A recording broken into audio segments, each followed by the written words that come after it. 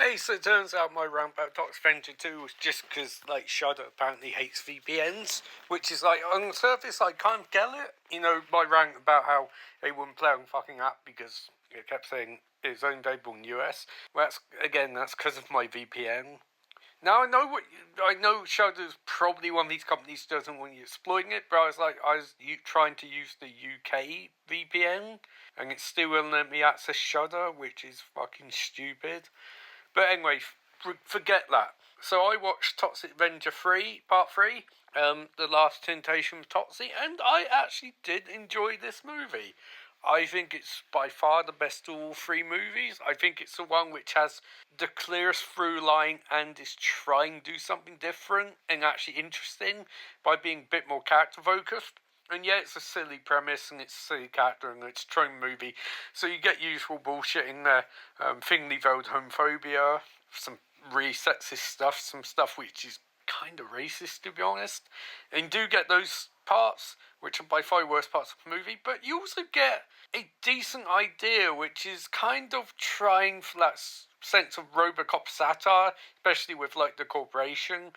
It doesn't entirely succeed, because again, the problem is that these scripts are terrible. The ideas are good, but the scripts are terrible, and they don't really have the ability to actually follow through with their ideas to get a truly great movie. I know some of these train ones have gotten good reviews and people say they're cult classics. I don't think you can put classic in front of any of these movies. I'd even say something like Pieces is better, despite the fact that Pieces, in parts, has an equally dumb script, but it seems to be less in on joke. And I think the problem is when you get something like Trauma, it's they think that by making it really obvious that you're not meant to take it seriously, it'll be better. But no, it's funnier if you do have a good script and elements to it which work.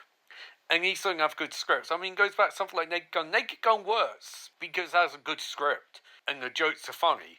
Robocop works because it has a good script and jokes are funny. This doesn't have a good script and jokes really aren't funny. I mean, don't get me wrong, there's elements to it I like. I do generally like this one more than the other ones. But at the same time, I think Trauma tries too hard.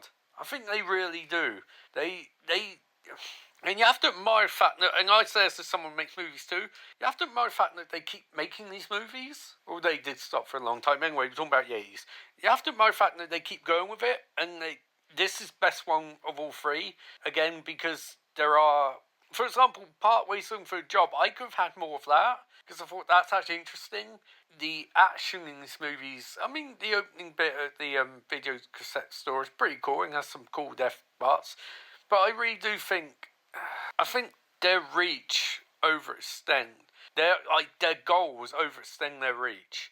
And I think that, I don't know, I think it's one of those things, I think I said in the other reviews, this has more personality than a big budget version would normally have, and I include the new one that I haven't seen it yet, but the problem is that it has more of a personality, but quality's not there. And I think if you gave this to some 1980s Paul Verhoeven, I think he would have made something incredible.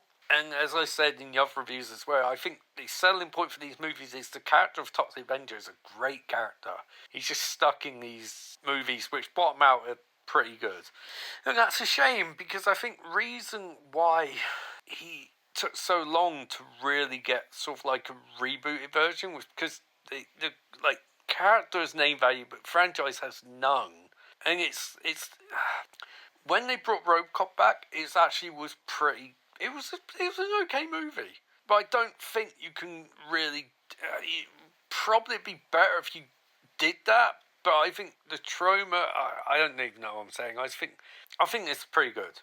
I think this was as good as they can possibly get with making a genuinely decent movie.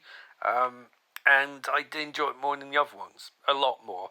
So anyway, there's my review, because to be honest, I don't really want to talk too much about Troma. This one gets 3 out of 5. I can do without a lot of the homophobia, racism and sexism. I'd prefer some better jokes, but I don't really think they're capable of doing that. But this was best of all three so far, so recommend. And be back tomorrow with Toxic Avenger Part 4.